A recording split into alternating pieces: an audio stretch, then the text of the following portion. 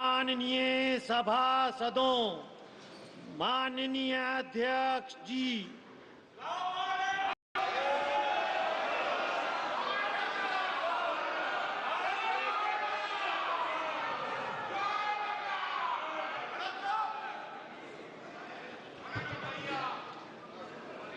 माननीय सदस्यगण, मुझे अपनी ओर से तथा सदन के माननीय सदस्यों की ओर से अंतर संसदीय संघ आईपीयू की प्रेसिडेंट और तंजानिया संयुक्त गणराज्य की नेशनल असेंबली की अध्यक्ष माननीय डॉक्टर तुलिया एक्सन का स्वागत करते हुए अत्यंत प्रसन्नता हो रही है। वे हमारी सम्मानित अतिथि के रूप में भारत की आधिकारिक यात्रा पर आई है। यह हमारे लिए खुशी की बात है कि डॉक्टर एक्सन बजट सत्र को देखने के लिए यहाँ उपस्थित है। माननीय डॉक्टर तुलिया एक्सन शुक्रवार दिनांक 19 जुलाई 2024 को भारत पहुंची।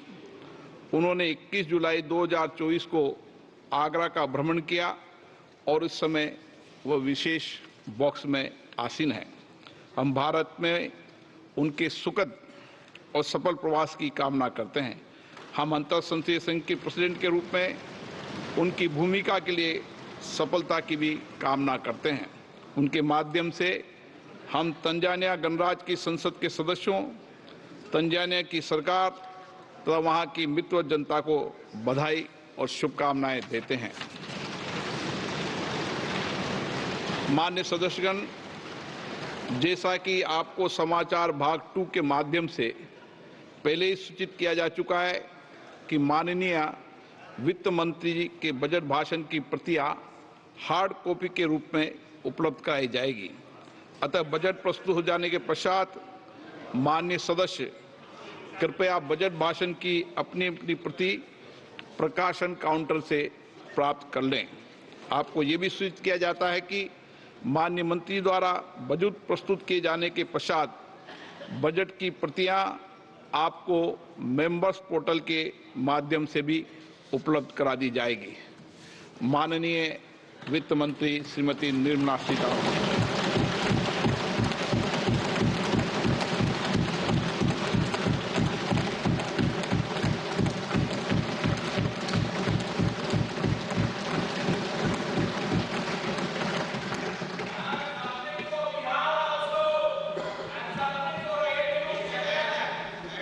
Honorable Speaker, I present the budget for 24-25. Introduction. The people of India have reposed their faith in the government led by Honorable Prime Minister Shri Narendra Modi and re-elected it for a historic third term under his leadership.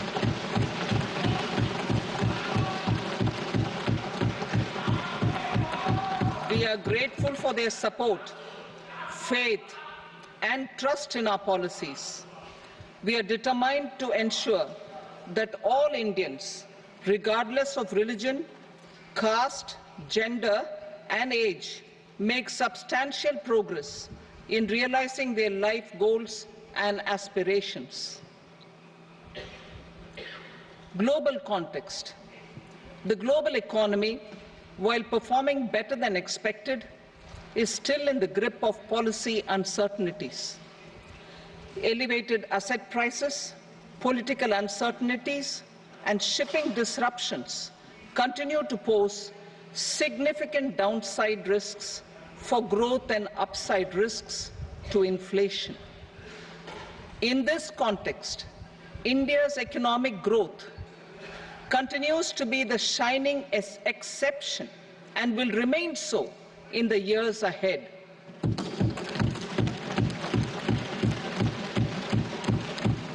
India's inflation continues to be low, stable, and moving towards the 4% target.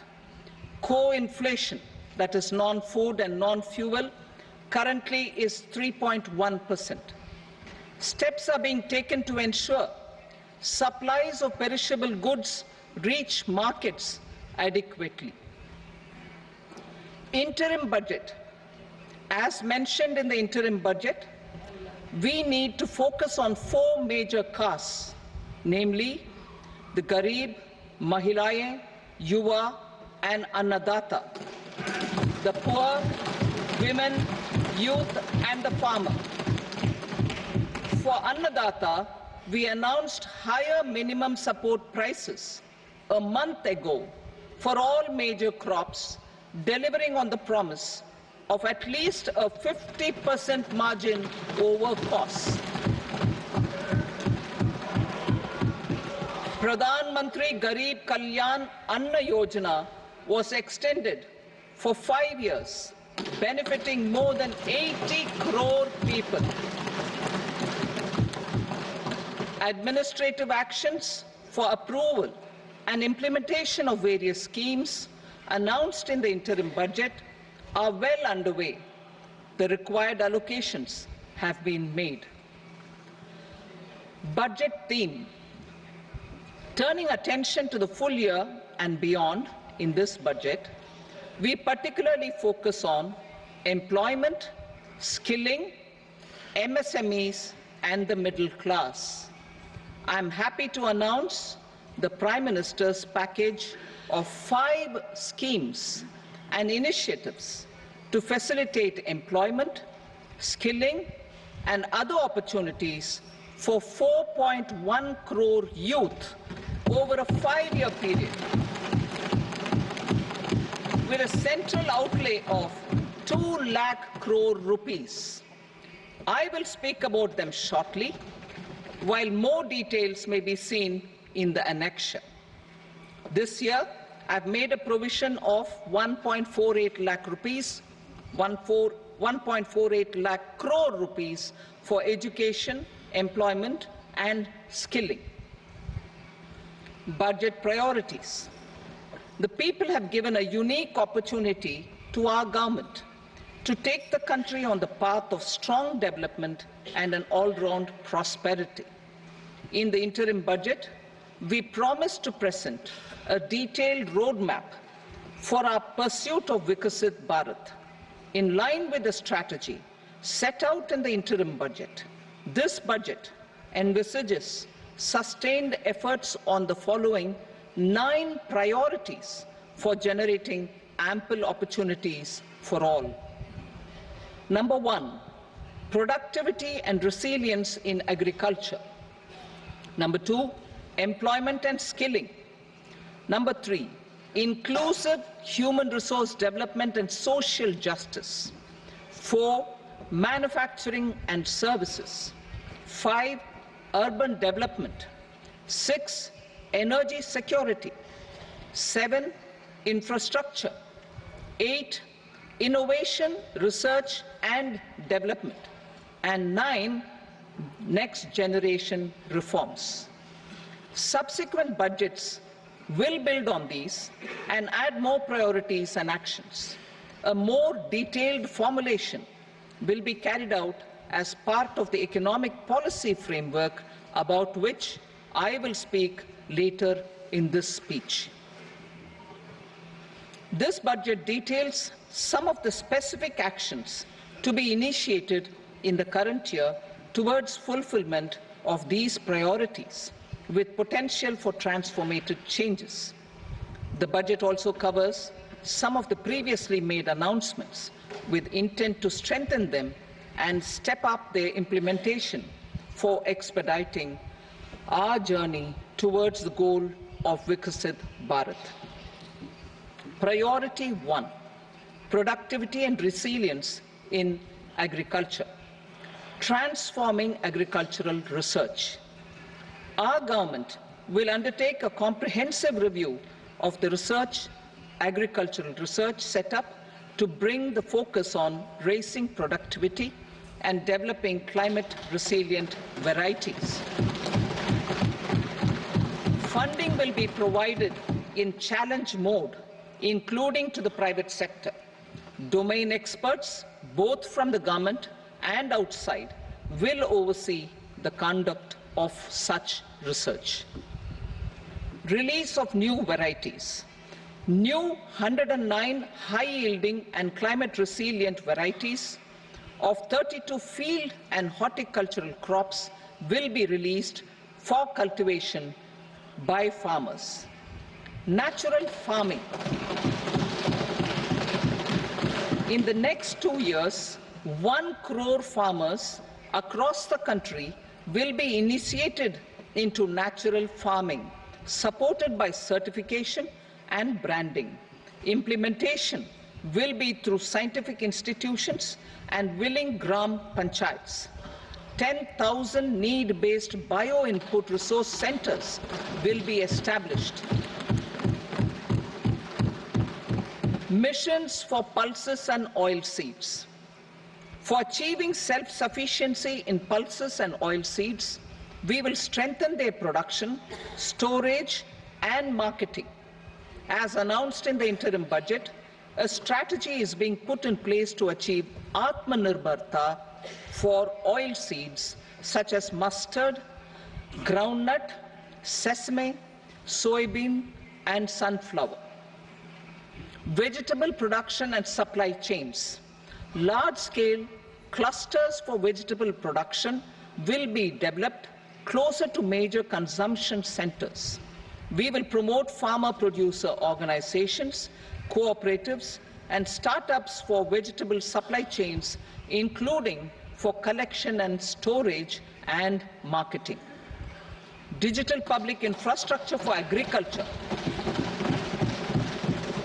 Buoyed by the success of the pilot project, our government, in partnership with the states, will facilitate the implementation of the digital public infrastructure in agriculture for coverage of farmers and their lands in 3 years. During this year, digital crop survey for Kharif using the DPI will be taken up in 400 districts.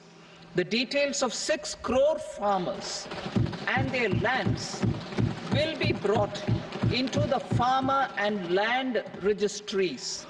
Further, the issuance of Jan Samarth-based Kisan credit cards will be enabled in 5 states. Shrimp production and export. Financial support for setting up a network of nucleus breeding centers for shrimp brood stocks will be provided. Financing for shrimp farming, processing, and export will be facilitated through NABARD. National cooperation policy. Our government will bring out a national cooperation policy for systematic, orderly, and all-round development of the cooperative sector, fast-tracking growth of rural economy and generation of employment opportunities on a large scale will be the policy goal. This year, I have made a provision of 1.52 lakh crore rupees for agriculture and allied sectors.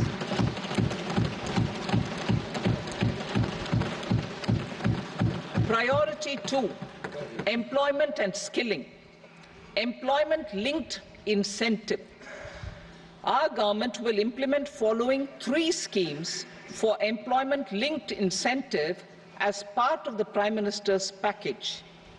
These will be based on enrollment in the EPFO and focus on recognition of first-time employees and support to employees and employers. Scheme A, first-timers. This scheme will provide 1 month wage to all persons newly entering the workforce in all formal sectors.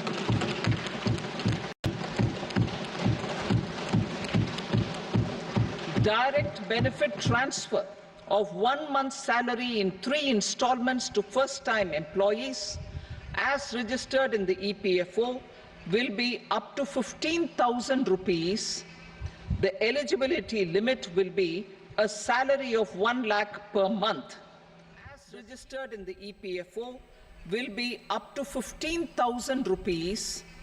The eligibility limit will be a salary of 1 lakh per month. The scheme is expected to benefit 210 lakh youths.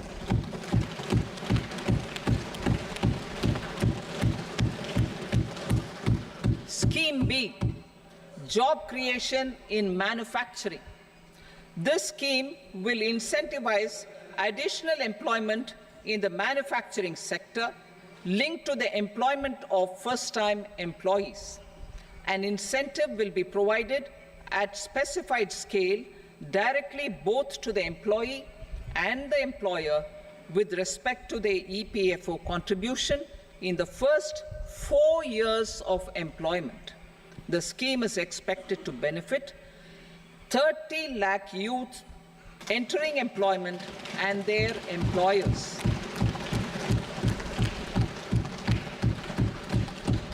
Scheme C, support to employers. This employer-focused scheme will cover additional employment in all sectors. All additional employment within a salary of 1 lakh rupee per month will be counted. The government will reimburse to employers up to 3,000 rupees per month for 2 years towards the EPFO contribution for each additional employee. The scheme is expected to incentivize additional employment of 50 lakh persons.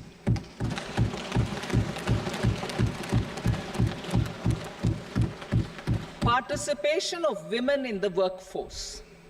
We will facilitate higher participation of women in the workforce through setting up of working women hostels in collaboration with industry and establishing creches.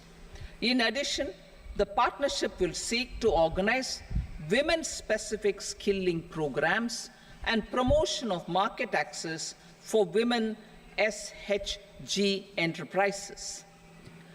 Skilling program. I'm happy to announce a new centrally sponsored scheme as the fourth scheme under the Prime Minister's package for skilling in collaboration with state governments and industry. 20 lakh youth will be skilled over a 5-year period.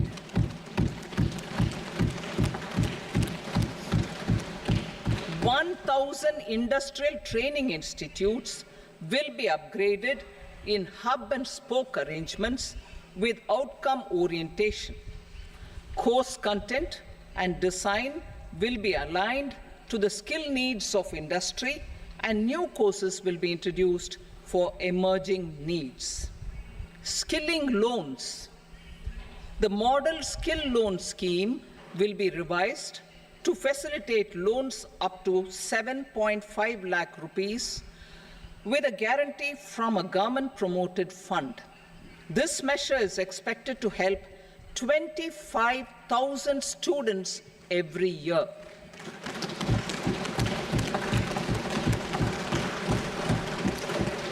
Education loans. For helping our youth who have not been eligible for any benefit under government schemes and policies, I am happy to announce a financial support for loans up to 10 lakh rupees for higher education in domestic institutions.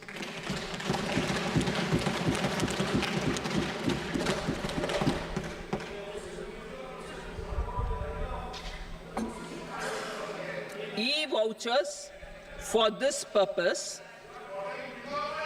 E-vouchers for this purpose will be given directly to 1 lakh students every year for annual interest subvention of 3% of the loan amount. Priority 3, inclusive human resource development and social justice. Saturation approach. Our government is committed to all-round, all-pervasive and all-inclusive development of people, particularly farmers, youth, women, and the poor. For achieving social justice comprehensively, the saturation approach of covering all eligible people through various programs, including those for education and health, will be adopted to empower them by improving their capabilities.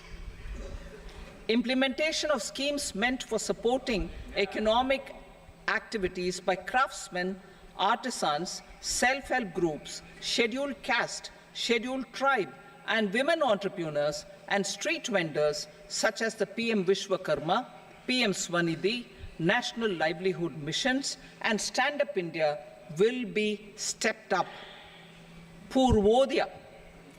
The states in the eastern part of the country are rich in endowments and have strong cultural traditions. We will formulate a plan, Purvodaya, for the all-round development of the eastern region of the country, covering Bihar, Jharkhand, West Bengal, Odisha, and Andhra Pradesh. This will cover human resource development, infrastructure, and generation of economic opportunities to make the region an engine to attain Vikasit Bharat. On the Amritsar-Kolkata Industrial Corridor, we will support development of an industrial node at Gaya. This corridor will catalyze industrial development of the eastern region. The industrial node at Gaya will also be a good model for developing our ancient centers of cultural importance into future centers of modern economy. This model shall showcase Vikas B, Virasat B in our growth trajectory. We will also support development of road connectivity projects, namely 1. Patna-Purnia Expressway, 2. Buxar-Bhagalpur Expressway, 3. Bodh Gaya, Rajgir, Vaishali and Darbhanga spurs, and 4. Additional 2-lane bridge over River Ganga at Buxar at a total cost of 26,000 crore rupees.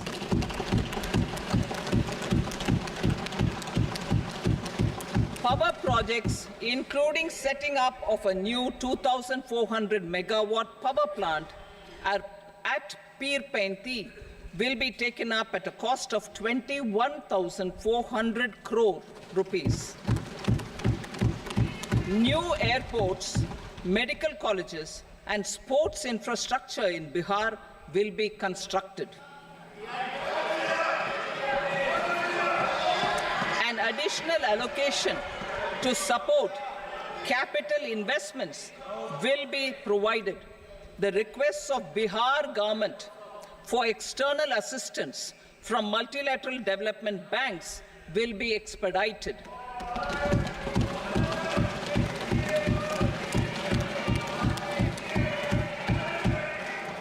Andhra Pradesh Reorganization Act. Our government has made concerted efforts to fulfill the commitments in Andhra Pradesh Reorganization Act.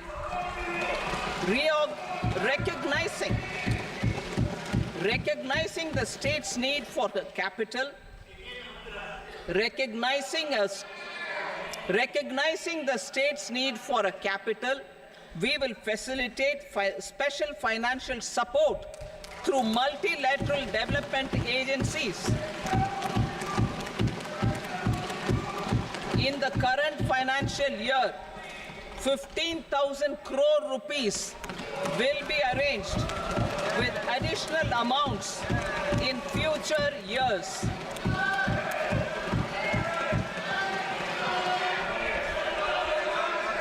Our government is fully committed to financing and early completion of the Polavaram irrigation project, which is the lifeline for Andhra Pradesh and its farmers. This will facilitate our country's food security as well. Under the Act, Andhra Pradesh Reorganization Act, For promoting industrial development, funds will be provided for essential infrastructure such as water, power, railways, and roads in Kopparthi node on the Visakhapatnam-Chennai Industrial Corridor and Varavakal node on the Hyderabad-Bengaluru Industrial Corridor. An additional allocation will be provided this year towards capital investment for economic growth.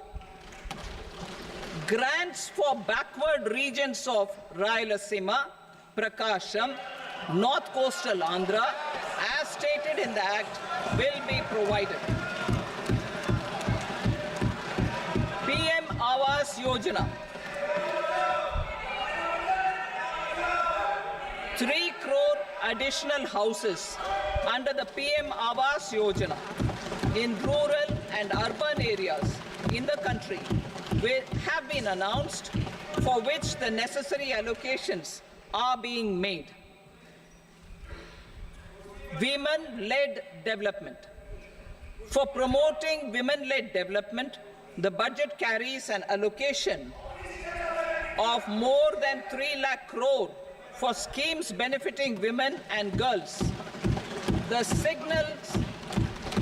signals our government's commitment for enhancing women's role in economic development. Pradhan Mantri Janjatiya Unnat Gram Abhiyan. For improving the socio-economic condition of tribal communities, we will launch the Pradhan Mantri Janjatiya Unnat Gram Abhiyan by adopting saturation coverage for tribal families in tribal majority villages and aspirational districts.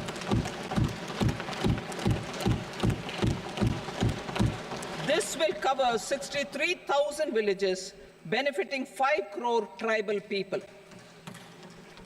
Bank branches in northeastern region. More than 100 branches of India Post Payment Bank will be set up in the northeast region to expand the banking services. This year, I have made a provision of 2.66 lakh crore rupees for rural development, including rural infrastructure. Priority 4, manufacturing and services, support for promotion of MSMEs. This budget provides special attention to MSMEs and manufacturing, particularly labor-intensive manufacturing. We have formulated a package covering financing, regulatory changes, and technology support for MSMEs to help them grow and also compete globally, as mentioned in the interim budget. I am happy to announce the following specific measures. Credit guarantee scheme for MSMEs in the manufacturing sector. For facilitating term loans to MSMEs for purchase of machinery and equipment without collateral or third-party guarantee, a credit guarantee scheme will be introduced. The scheme will operate on pooling of credit risks of such MSMEs. A separately constituted self-financing guarantee fund will provide to each applicant guarantee cover up to 100 crore rupees, while the loan amount may be larger.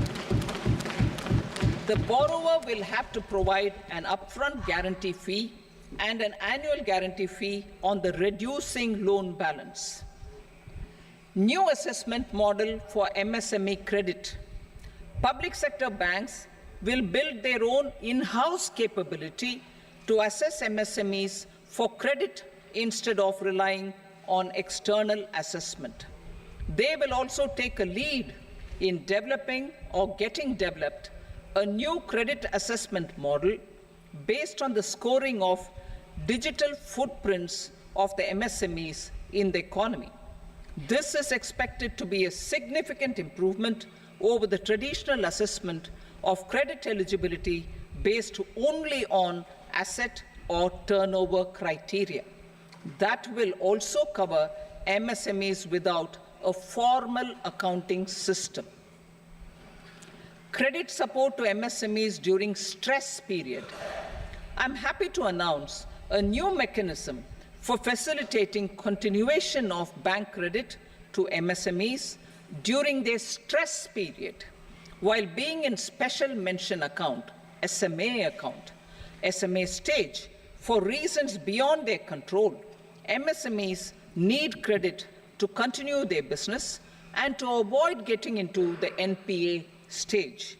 Credit availability will be supported through a guarantee from a government-promoted fund.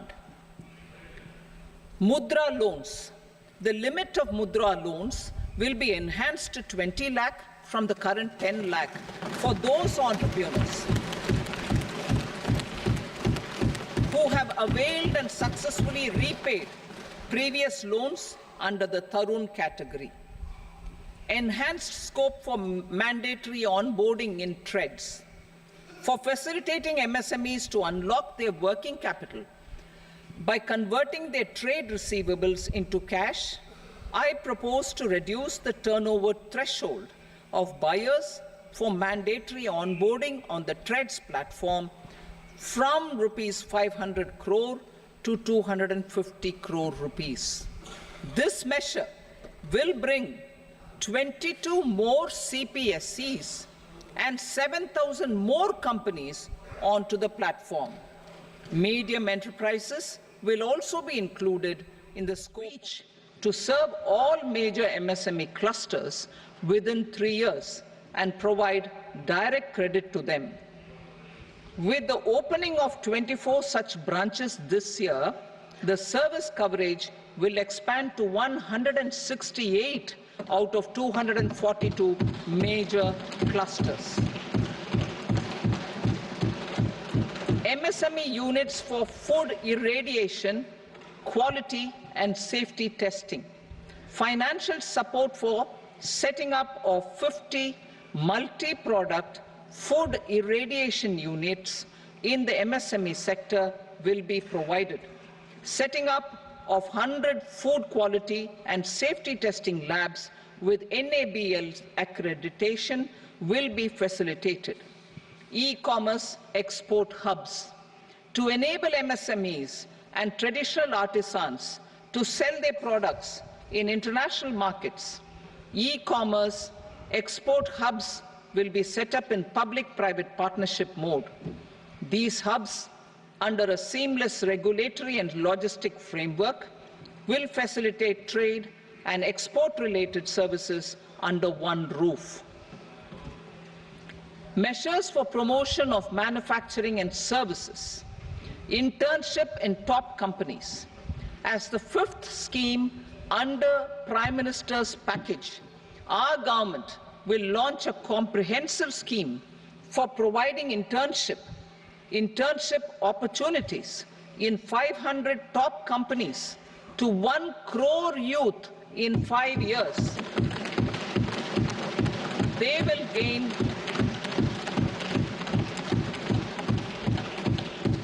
will gain exposure for 12 months to real-life business environment, varied professions, and employment opportunities.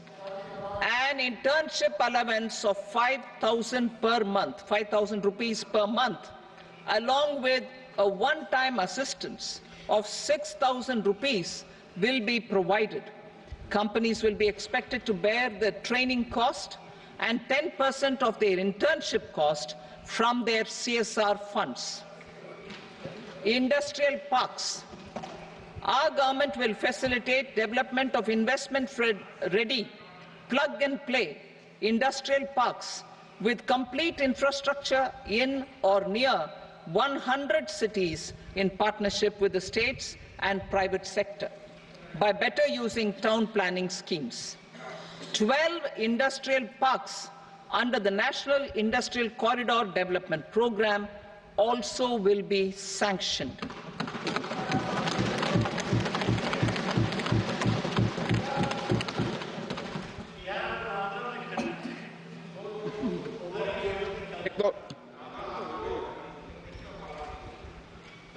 Veji paper, no. Please, Petty.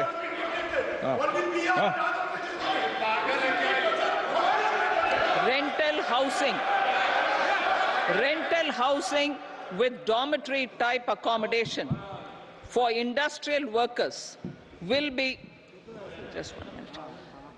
Rental housing, I repeat, rental housing with dormitory type accommodation for industrial workers will be facilitated in PPP mode with VGF support and commitment from anchor industries.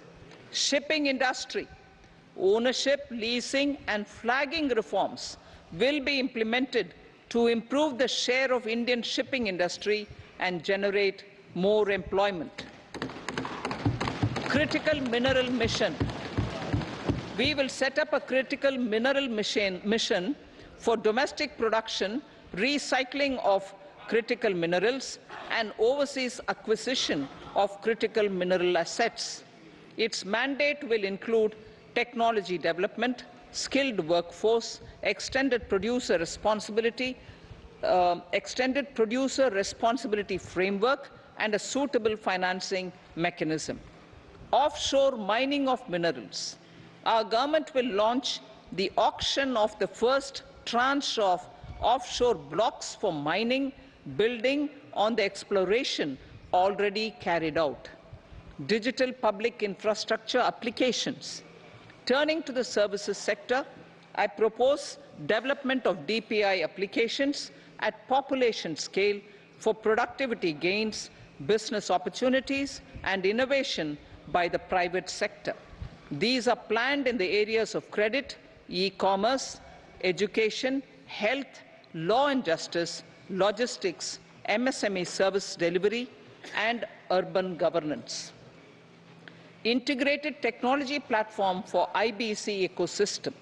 An integrated technology platform will be set up for improving the outcomes under the Insolvency Bankruptcy Code for achieving consistency, transparency, timely processing, and better oversight for all stakeholders.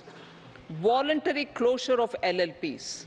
The services of the Center for Processing Accelerated Corporate Exit, CPACE, will be extended for voluntary closure of LLPs to reduce the closure times. National Company Law Tribunals. The IBC has resolved more than 1,000 companies, resulting in direct recovery of 3.3 lakh crore to creditors. 3.3 lakh crore rupees to creditors. In addition, 28,000 cases involving over 10 lakh crore rupees have been disposed of even prior to admission. Appropriate changes to the IBC, reforms and strengthening of the tribunal and appellate tribunals will be initiated to speed up insolvency resolution. Additional tribunals will be established. Out of those, some will be notified to decide cases exclusively under the Companies Act. Debt recovery. Steps for reforming and strengthening debt recovery tribunals will be taken. Additional tribunals will be established to speed up recovery. Priority 5, urban development. Cities as growth hubs. Working with states, our government will facilitate development of cities as growth hubs. This will be achieved through economic and transit planning and orderly development of peri-urban areas utilizing town planning schemes. Creative redevelopment of cities. For creative brownfield redevelopment of existing cities with a transformative impact, our government will formulate a framework for enabling policies, market-based mechanisms, and regulation. Transit-oriented development. Transit-oriented development plans for 14 large cities with a population above 30 lakh will be formulated, along with an implementation and financing strategy. Urban housing. Under the PM Awas Yojana, Urban 2.0, housing needs of 1 crore urban poor and middle-class families will be addressed with an investment of 10 lakh crore rupees. This will include the central assistance of 2.2 lakh crore rupees in the next 5 years. A provision of interest subsidy to facilitate loans at affordable rates is also envisaged.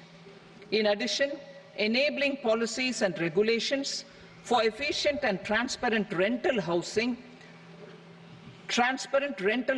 markets with enhanced availability will also be put in place. Water supply and sanitation. In partnership with state governments and multilateral development banks, we will promote water supply, sewage treatments, and solid waste management projects and services for 100 large cities through bankable projects. These projects will also envisage use of treated water for irrigation and filling up of tanks in nearby areas. Street markets. Building on the success of PM Swanidhi scheme in transforming the lives of street vendors, our government envisions a scheme to support each year over the next 5 years the development of 100 weekly hearts or street food hubs in select cities. Stamp duty.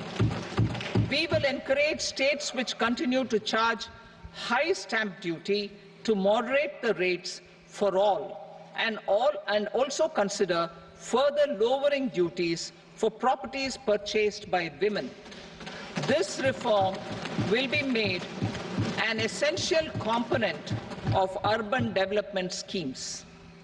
Priority 6, energy security, energy transition.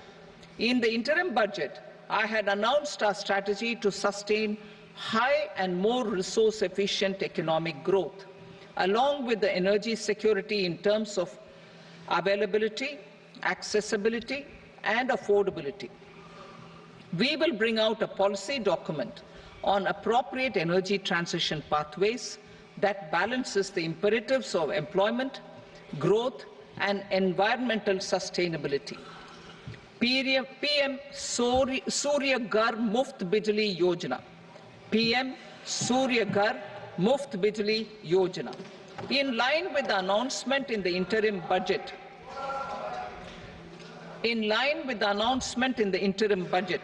PM Surya Ghar Muft Bijli Yojana has been launched to install rooftop solar plants to enable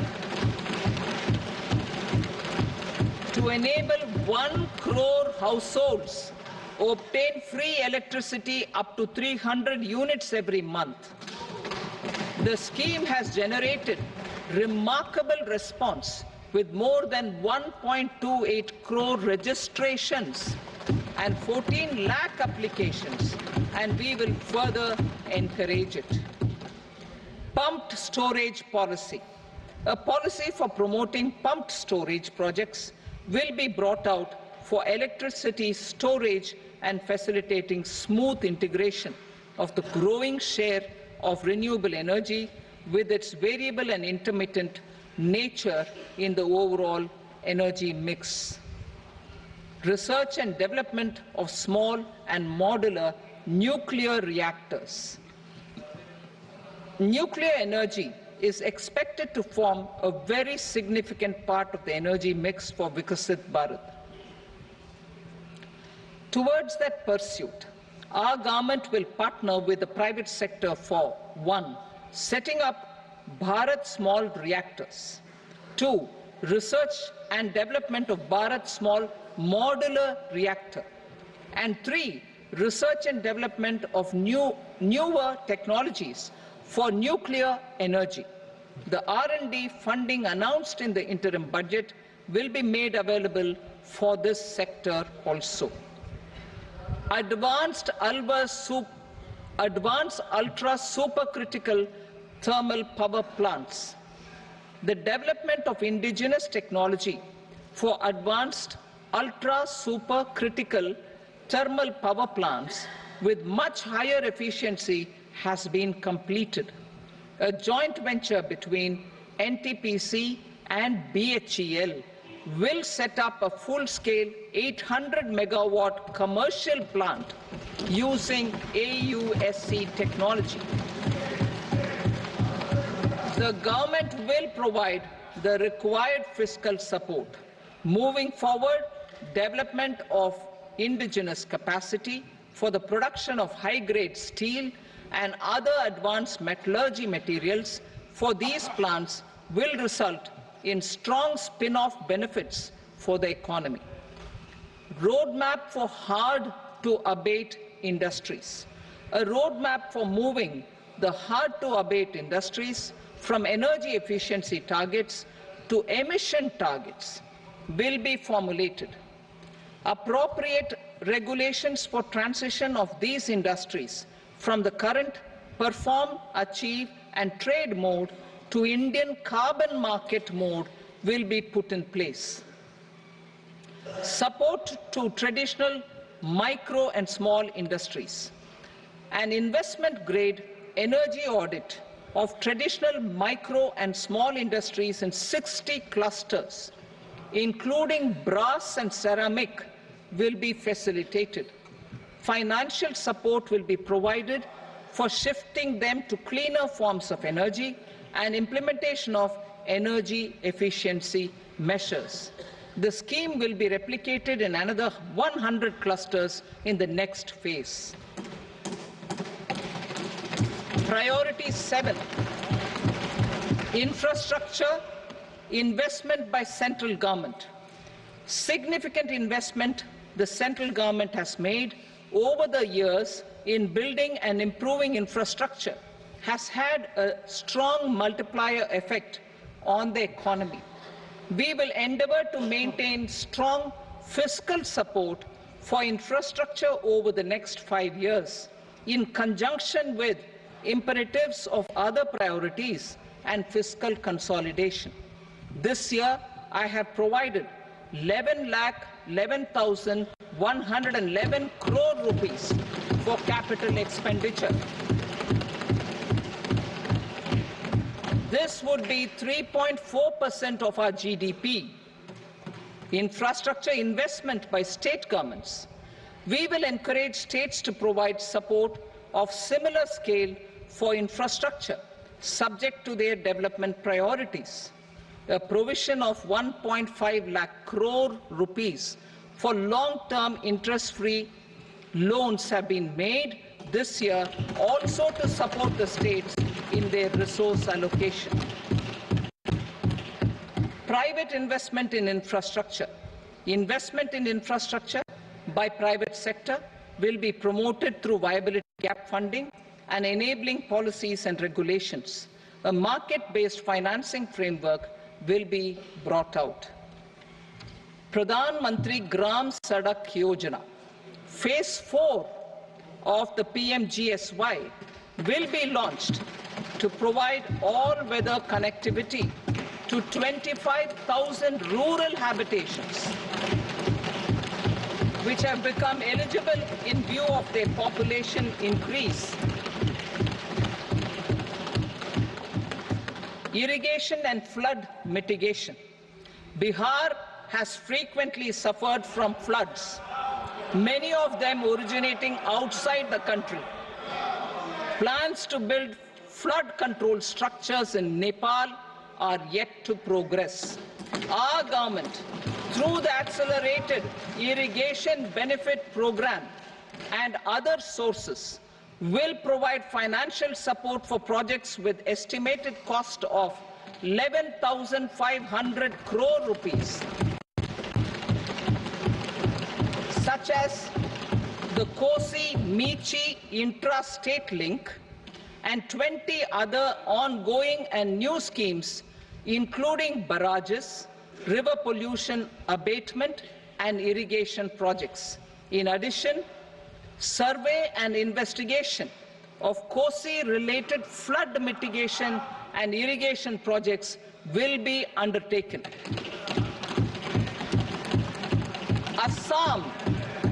Assam grapples with floods every year by the Brahmaputra River and its tributaries. originating outside India.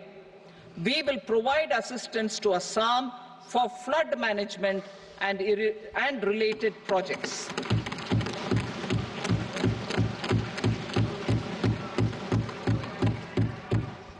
Himachal Pradesh suffered extensive losses due to floods last year. Our government will provide assistance to the state for reconstruction and rehabilitation through multilateral development assistance.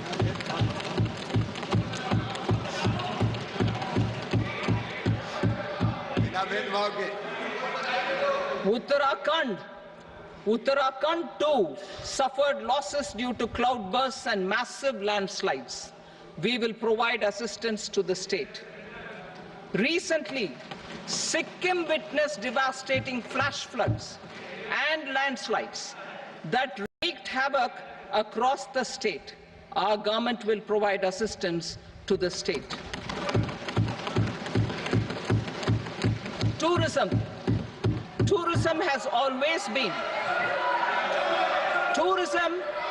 always been a part of our civilization. Our efforts in positioning India as a global tourist destination will also create jobs, stimulate investments, and unlock economic opportunities for other sectors. In addition to the measures outlined in the interim budget, I propose the following measures. Vishnupad Temple at Gaya and Mahabodhi Temple at Bodh Gaya in Bihar are of immense spiritual significance. Comprehensive development of Vishnupad Temple corridor and Mahabodhi Temple corridor will be supported, modeled on the successful Kashi Vishwanath Temple corridor to transform them into world-class pilgrim and tourist destinations. Rajgir holds immense religious significance for Hindus, Buddhists and Jains. The 20th Tirthankara Muniswarata temple in the Jain temple complex is ancient. The Saptarishi or the 7 hot springs form a warm water Brahmkund that is sacred. A comprehensive development initiative for Rajgir will be undertaken. Our government will support the development of Nalanda as a tourist center, besides reviving Nalanda University to its glorious stature. Odisha's scenic beauty, temples, monuments, craftsmanship, wildlife sanctuaries, natural landscapes, and pristine beaches make it an ultimate tourism destination. Our government will provide assistance for their development to Odisha as well. Priority 8, innovation, research and development. We will operationalize the Anusandhan National Research Fund for basic research and prototype development. Further, we will set up a mechanism for spurring private sector-driven research and innovation at commercial scale with a financing pool of 1 lakh crore rupees in line with the announcement in the interim budget. Space economy. With our continued emphasis on expanding the space economy by 5 times in the next 10 years, a venture capital fund of 1,000 crore rupees will be set up. Priority 9, next generation reforms. Economic policy framework. We will formulate an economic policy framework to delineate the overarching approach to economic development and set the scope of the next generation of reforms for facilitating employment opportunities and sustaining high growth. Our government will initiate and incentivize reforms for 1. Improving productivity of factors of production, and 2. Facilitating markets and sectors to become more efficient. These reforms will cover all factors of production, namely land, labor, capital, and entrepreneurship, and technology as an enabler of improving total factor productivity and bridging inequality. Effective implementation of several of these reforms requires collaboration between the center and the states, and building consensus as development of the country lies in development of the states. For promoting competitive federalism and incentivizing states for faster implementation of reforms, I propose to earmark a significant part of the 50-year interest-free loan. Working with the states, we will initiate the following reforms.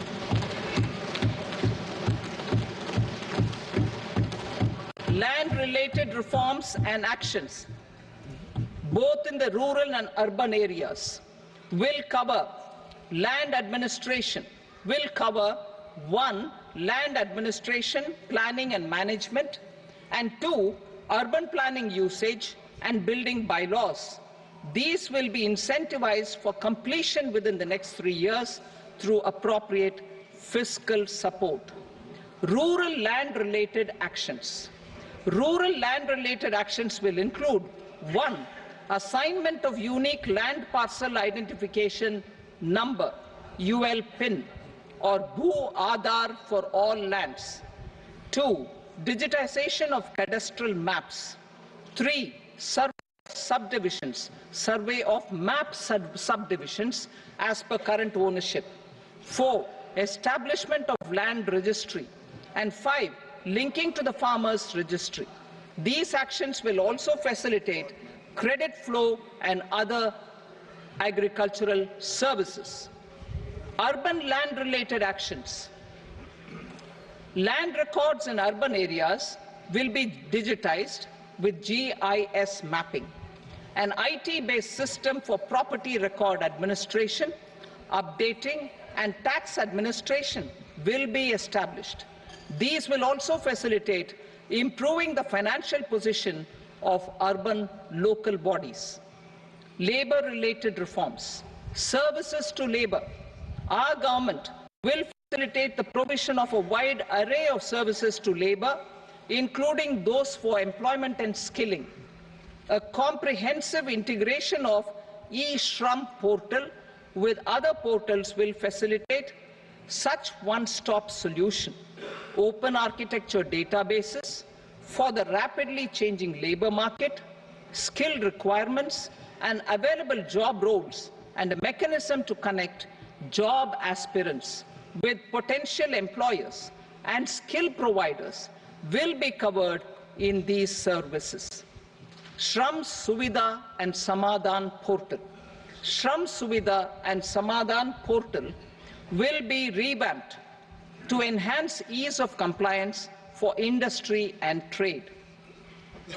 Capital and entrepreneurship related reforms, financial sector vision and strategy. For meeting financing needs of the economy, our government will bring out a financial sector vision and strategy document to prepare the sector in terms of size, capacity, and skills. This will set the agenda for the next 5 years and guide the work of the government, regulators, financial institutions, and market participants. Taxonomy for climate finance. We will develop taxonomy for climate finance for enhancing the availability of capital for climate adaptation and mitigation. This will support achievement of the country's climate commitments and green transition. Variable capital company structure. We will seek the required legislative approval for providing an efficient and flexible mode for financing leasing of aircrafts and ships and pooled funds of private equity through a variable company structure. Foreign direct investment and overseas investment. The rules and regulations for foreign direct investment and overseas investments will be simplified to 1. Facilitate foreign direct investments, 2. Nudge prioritization, and 3. Promote opportunities for using Indian rupee as a currency for overseas investment. NPS Vatsalya.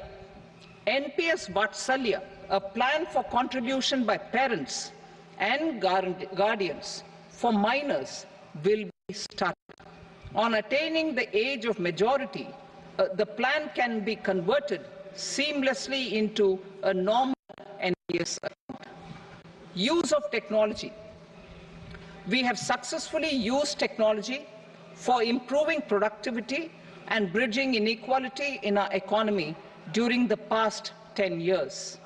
Public investment in digital infrastructure and innovations by the private sector have helped in improving access of all citizens, particularly the common people, to market resources, education, health and services.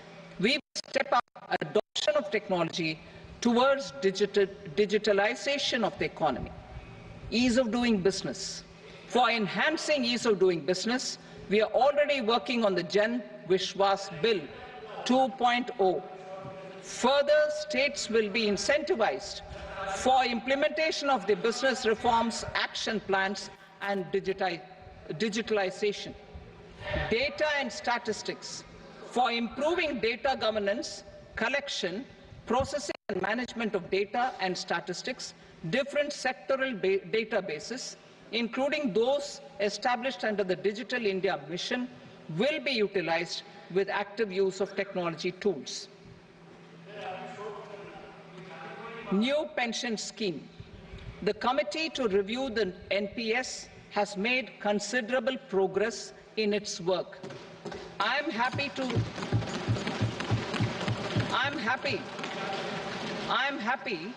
that the staff side of the National Council of the Joint Consultative Machinery for Central Government Employees has taken a constructive approach. A solution will be evolved which addresses the relevant issues while maintaining fiscal prudence to protect the common citizens. Budget estimates for 24-25. For the year 24-25, total receipts other than borrowings and the total expenditure are estimated at 32.07 lakh crore rupees and 48.21 lakh crore rupees respectively. The net tax receipts are estimated at 25.83 lakh crore rupees. The fiscal deficit is estimated at 4.9% of the GDP. The gross and the net market borrowings through dated securities during 24-25 are estimated at 14.01 lakh crore rupees and 11.63 lakh crore rupees respectively. Both will be less than that in 23-24. The fiscal consolidation path announced by me in 2021 has served our economy very well, and we aim to reach the deficit below 4.5% next year. The government is committed to staying the course. From 2026-27 onwards, our endeavor will be to keep the fiscal deficit each year such that the central government's debt will be on a declining path as percentage of GDP. I will now move to Part B.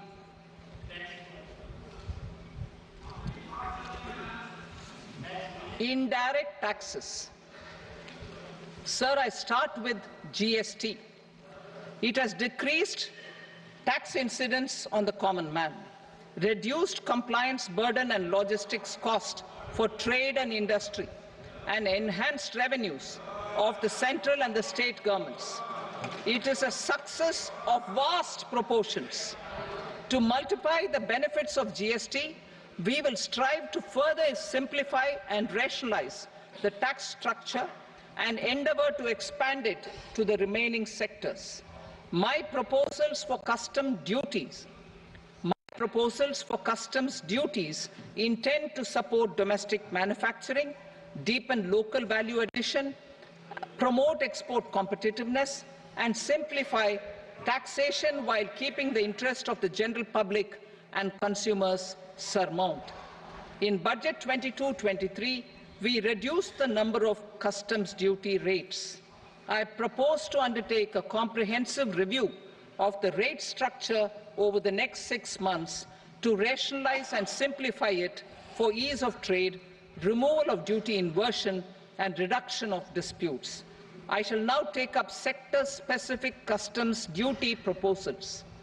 Medicine and medical equipments. To provide relief to cancer patients, I propose to fully exempt 3 more medicines from customs duties.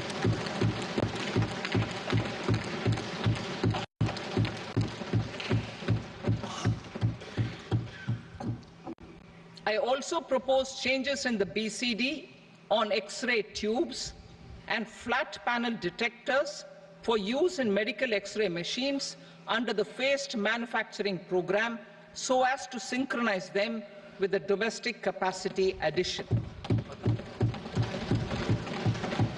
Mobile phone and related parts. With a 3-fold increase in domestic production and almost a 100-fold jump in exports of mobile phones over the last 6 years, the Indian mobile industry has matured. In the interest of consumers, I now propose to reduce the BCD on mobile phone, mobile PCBA, and mobile charger to 15%. Critical minerals. Minerals such as lithium, copper, cobalt, and rare earth elements are critical for sectors like nuclear energy, renewable energy, space, defense, telecommunications, and high-tech electronics. I propose to fully exempt customs duties on 25 critical minerals and reduce BCD on 2 of them. This will provide a major fillip to the processing and refining of such minerals and help secure their availability for these strategic and important sectors. Solar energy. Energy transition is critical in the fight against climate change. To support energy transition, I propose to expand the list of exempted capital goods for use in the manufacture of solar cells and panels in the country. Further, in view of sufficient domestic manufacturing capacity of solar gas, glass, and tinned copper interconnect, I propose not to extend the exemption of customs duties provided to them. Marine products. India's seafood exports in the last financial year touched an all-time high of more than 60,000 crores of rupees. Frozen shrimp accounted for about 2/3 of these exports. To enhance their competitiveness, I propose to reduce BCD on certain broodstock, polychaete worms, shrimp, and fish feed to 5%. I also propose to exempt customs duty on various inputs for manufacture of shrimp and fish feed. Leather and textile. Similarly, to enhance the competitiveness of exports in the leather and textile sectors, I propose to reduce BCD on real down-filling material from duck or goose. I am also making additions to the list of exempted goods for manufacture of leather and textile garments, footwear, and other leather articles for export. To rectify inversion in duty, I propose to reduce BCD subject to conditions on methylene diphenyl diisocyanate, MDI, for manufacture of spandex yarn from 7.5 to 5%. Furthermore, the export duty structure on raw hides, skin, and leather is proposed to be simplified and rationalized. Precious metals. To enhance domestic value addition in gold and precious metal jewelry, in the country. I propose to reduce customs duties on gold and silver to 6% and that of platinum to 6.4%. Other metals, steel and copper, are important raw materials. To reduce their cost of production, I propose to remove the BCD on ferronickel and blister copper. I am also continuing with nil BCD on ferrous scrap and nickel cathode and concessional BCD of 2.5% on copper scrap. Electronics. To increase value addition in the domestic electronics industry, I propose to remove the BCD subject to conditions on oxygen-free copper for manufacture of resistors. I also propose to exempt certain parts for manufacture of connectors. Chemicals and petrochemicals. To support existing and new capacities in the pipeline, I propose to increase the BCD on ammonium nitrate from 7.5% to 10%. Plastics. PVC flex banners are non-biodegradable and hazardous for environment and health. To curb their imports, I propose to raise the BCD on them from 10 to 25%. Telecommunication equipment. To incentivize domestic manufacturing, I propose to increase the BCD from 10 to 15% on PCBA of specified telecom equipment. Trade facilitation. To promote domestic aviation and boat and ship MRO, I propose to extend the period for export of goods imported for repairs from 6 months to 1 year. I'll read that again.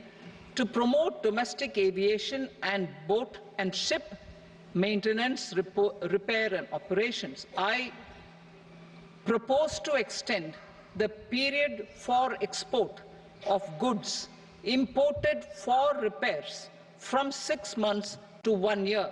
In the same vein, I propose to extend the time limit for re-import of goods for repairs under warranty from 3 to 5 years. I now move to direct taxes. We will continue our efforts to simplify taxes, improve taxpayer services, provide tax certainty, and reduce litigation while enhancing revenues for funding the development and welfare schemes of the government. It has been our endeavour to simplify taxation. We have taken a number of measures in the last few years, including introduction of simplified tax regimes without exemptions and deductions for corporate tax and for personal income tax. This has been appreciated by taxpayers. 58% of corporate tax came from the simplified tax regime in the financial year 22-23. Similarly, as per data available till now, for the last fiscal, more than 2/3 have availed the new personal income tax regime. Comprehensive review of the Income Tax Act. I am now announcing a comprehensive review of the Income Tax Act 1961. The purpose is to make the Act concise, lucid, easy to read and understand. This will reduce disputes and litigation, thereby providing tax certainty to the taxpayers. I will also bring down the demand embroiled in litigation. It is proposed to be completed in 6 months. A beginning is being made in the Finance Bill by simplifying the tax regime for charities, tedious rate structures, provisions of reassessment and such provisions, and capital gains taxation. Simplification for charities and tedious. Two tax exemption regimes. The two tax exemption regimes for charities are proposed to be merged into one. The 5% tedious rate on many payments is being merged into the 2% tedious rate, and the 20% tedious rate on repurchase of units by mutual funds or UTI is being withdrawn.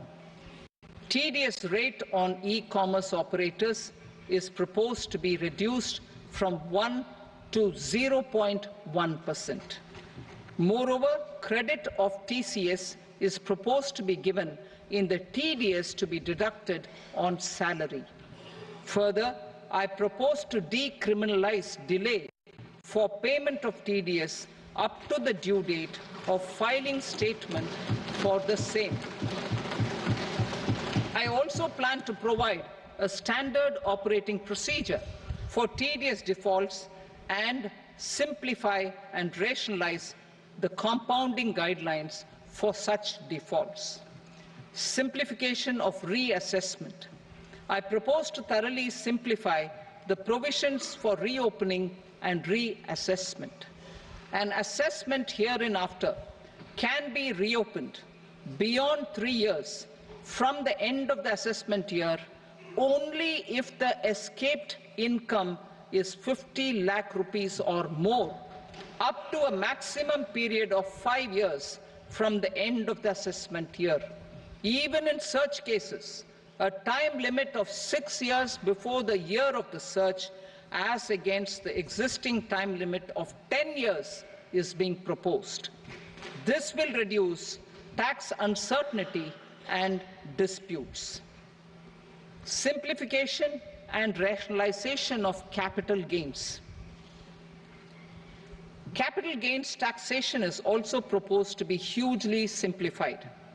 Short-term gains on certain financial assets shall henceforth attract a tax rate of 20%, while that on all other financial assets and all non-financial assets shall continue to attract the applicable tax rate.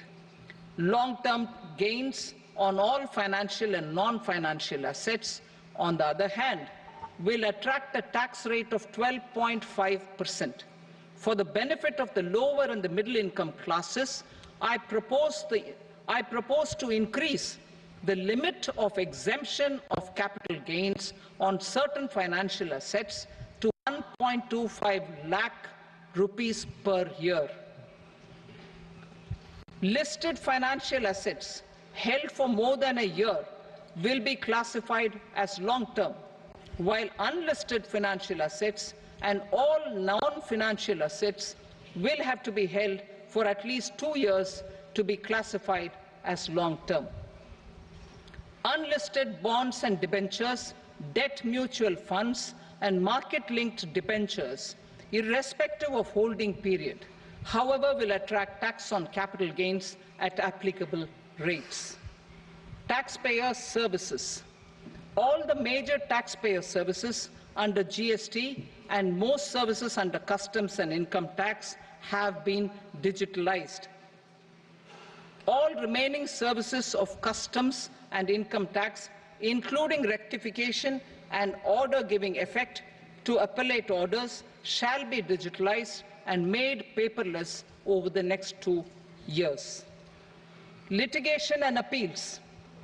While our concerted efforts to reduce pendency of appeals at various appellate fora are beginning to show good results, it will continue to engage our highest attention. To dispose of the backlog of first appeals, I plan to deploy more officers to hear and decide such appeals, especially those with large tax effect.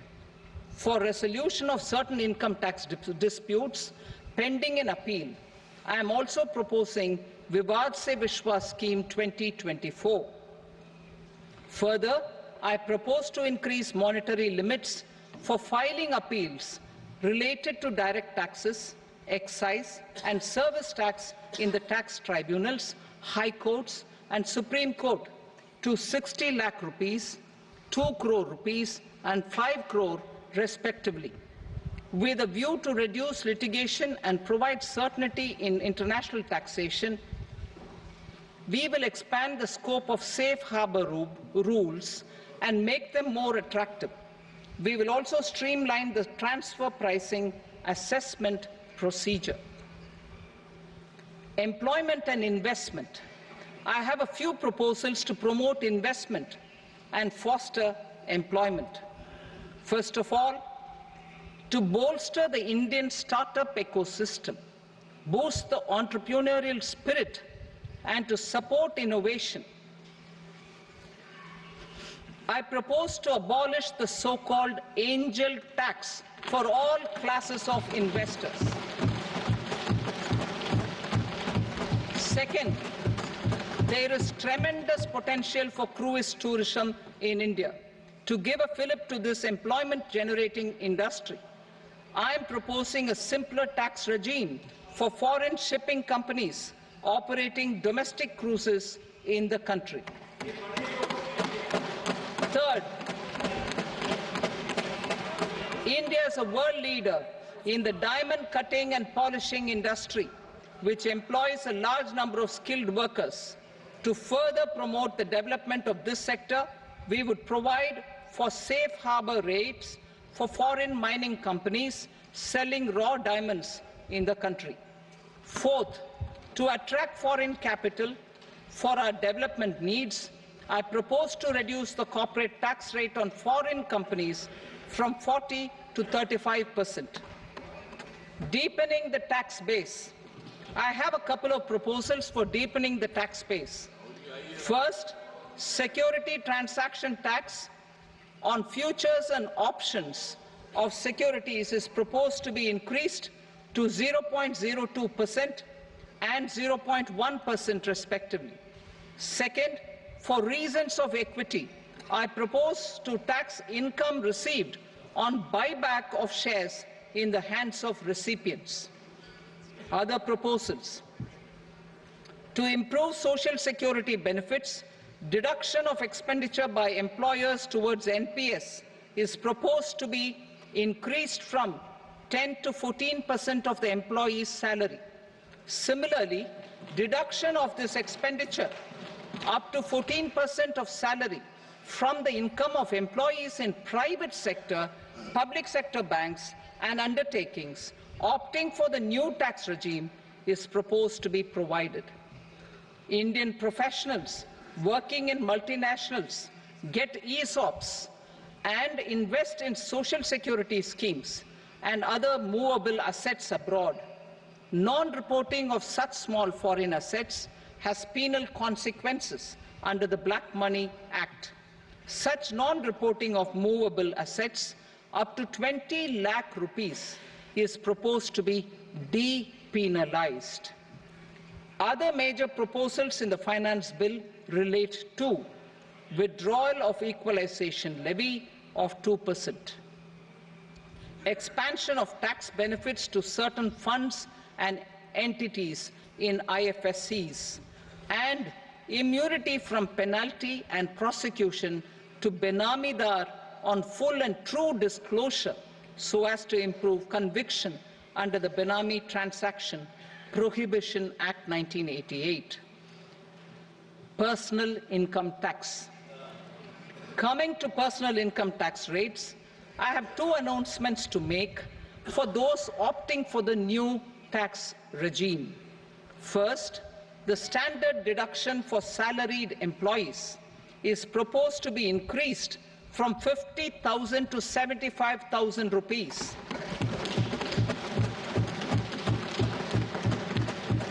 Similarly, deduction on family pension for pensioners is proposed to be enhanced from 15,000 to 25,000 rupees. This will provide relief to about 4 crore salaried individuals and pensioners.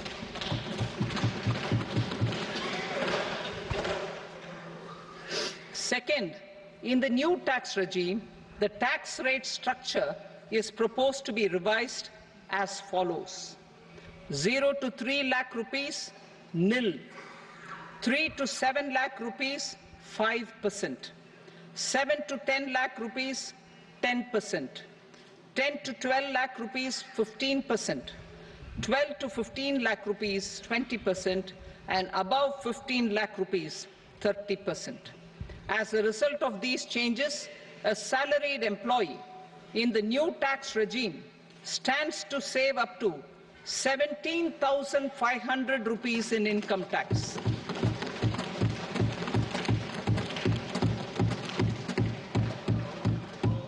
Apart from these, I am also making some other changes as given in the annexure. As a result of these proposals, revenue of about 37,000 crore, that is 29,000 crore in direct taxes and 8,000 crore in indirect taxes will be foregone, while revenue of about 30,000 crore rupees will be additionally mobilized. Thus, the total revenue foregone is about 7,000 crores annually. Mr. Speaker, sir, with this, I commend the budget to this august House. Jai Hind.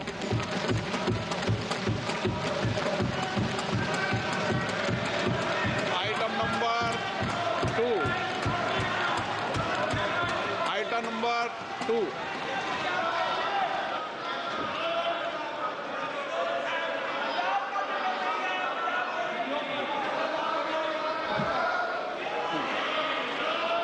Sir, with your permission, I rise to lay on the table the following statements under Section 3 of the Fiscal Responsibility and Budget Management, FRBM Act 2003, medium-term fiscal policy cum fiscal policy strategy statement and macroeconomic framework statement. Item number 3.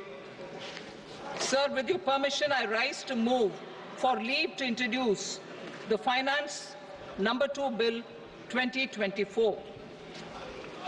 प्रश्न ये कि विधेयक को पुनर्स्थापित करने की अनुमति प्रदान की जाए। जो सदस्य इसके पक्ष में हाँ कहें, जो सदस्य विरोध में ना कहें। मेरे विचार में निर्णय हाँ वालों के पक्ष में अनुमति प्रदान की जाती है। माननीय मंत्री जी, अब विधेयक पुनर्स्थापित करें। Sir, I introduce the bill. Item number 4. The Union Territory of Jammu and Kashmir budget. Sir, I rise to present a statement, Hindi and English versions, of the estimated receipts and expenditure of the Union Territory of Jammu and Kashmir for the year 24-25. सभा की कार्रवाई कल बुधवार दिनांक 24 जुलाई 2024 को प्राप्त 11 बजे तक के लिए स्थगित की जाती है।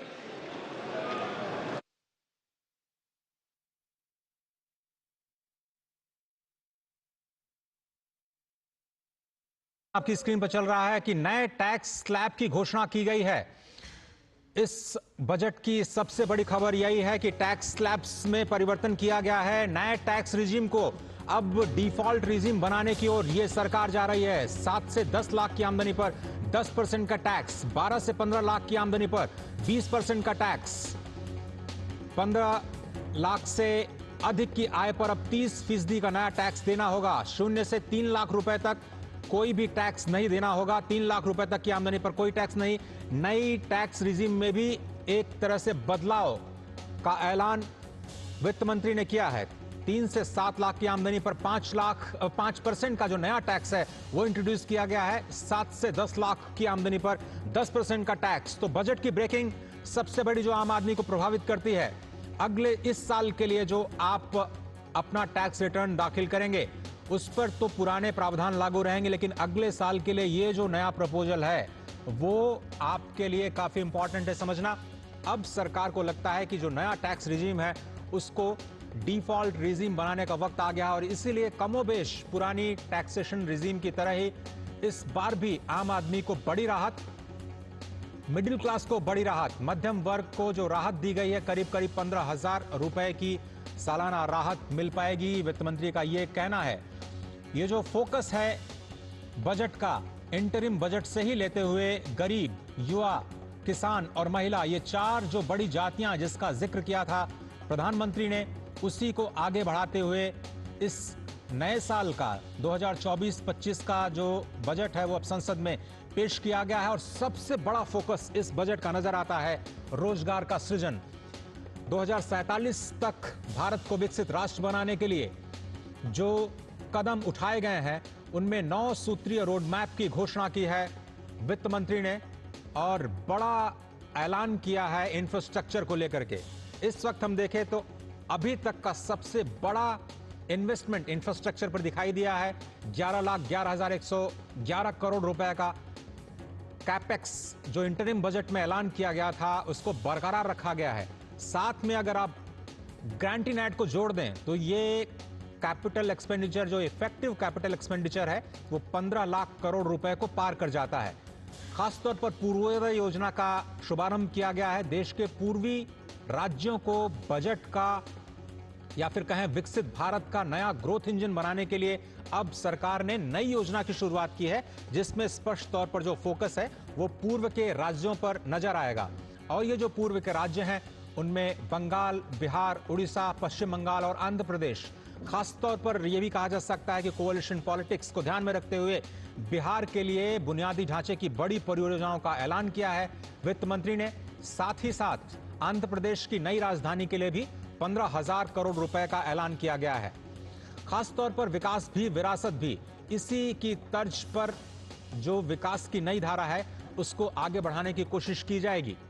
लेकिन आज की सबसे बड़ी खबर यही कि नया टैक्स स्लैब वो प्रपोज किया है वित्त मंत्री ने। साल 2024-25 के लिए 3 लाख रुपए तक आपको कोई टैक्स नहीं देना है।